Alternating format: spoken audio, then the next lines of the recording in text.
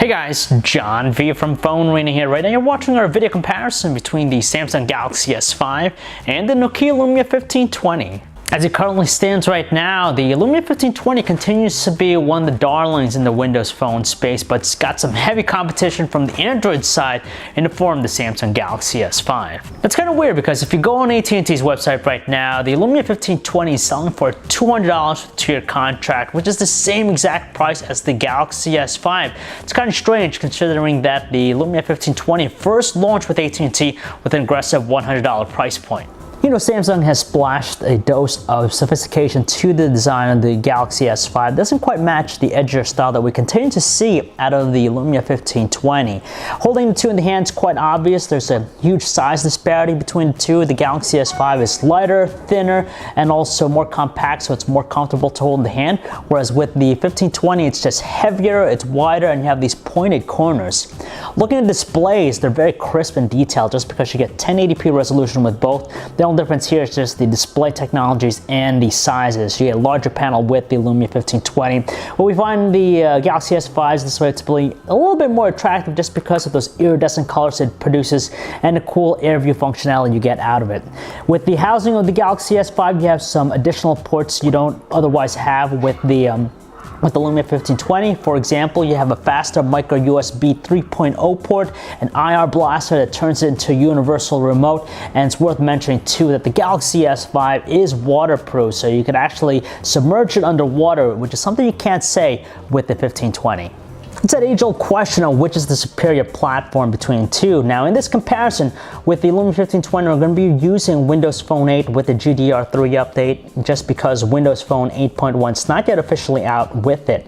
Now, between the two, we prefer Windows Phone 8's more dynamic look. It just has a higher level of presentation value, but where the Galaxy S5 lacks in that department, it really makes it up in its feature set. It just has a more enhanced experience. Particularly, you find it in things like the multi-windows feature where you have true multitasking and the other stuff like the air view functionality and even the air gestures. Just a really diverse set right there.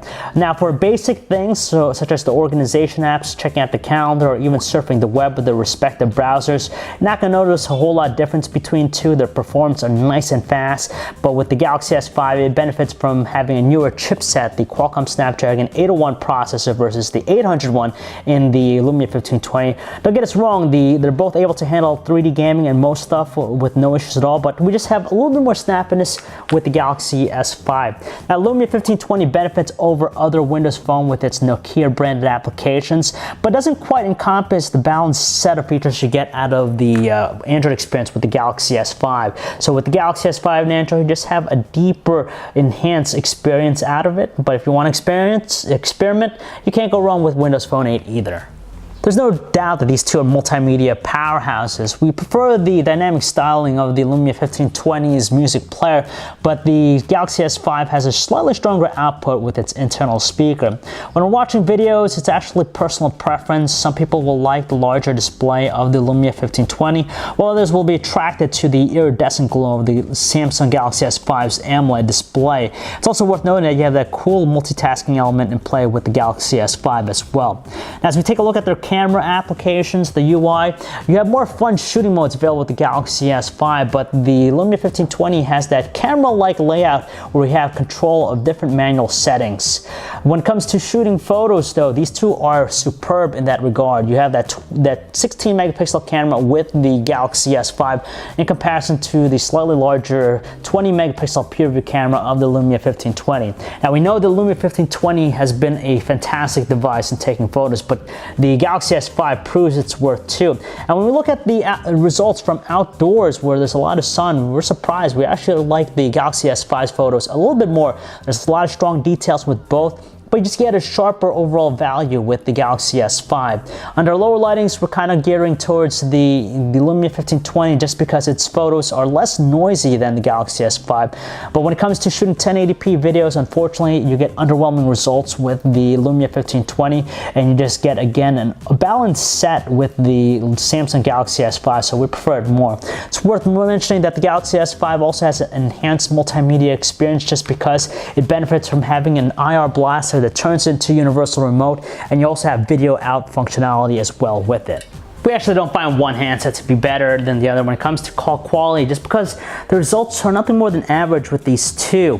When it comes to battery life though, the Galaxy S5 continues to amaze us just because for its smaller capacity, it actually edges out its rival. And again, that could be attributed to the smaller size display, the battery optimizations found with the software, and of course the newer chipset that's in tow with it.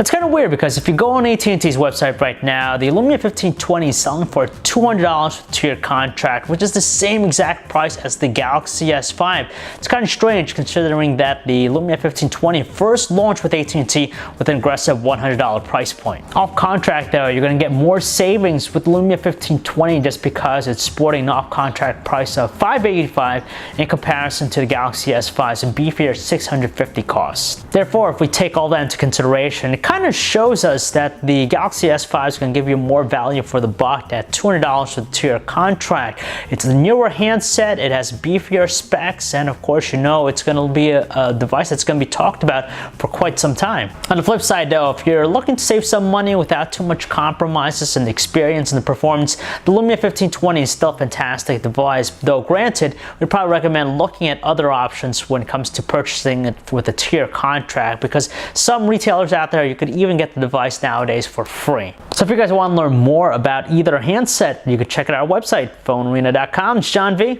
Thanks for watching.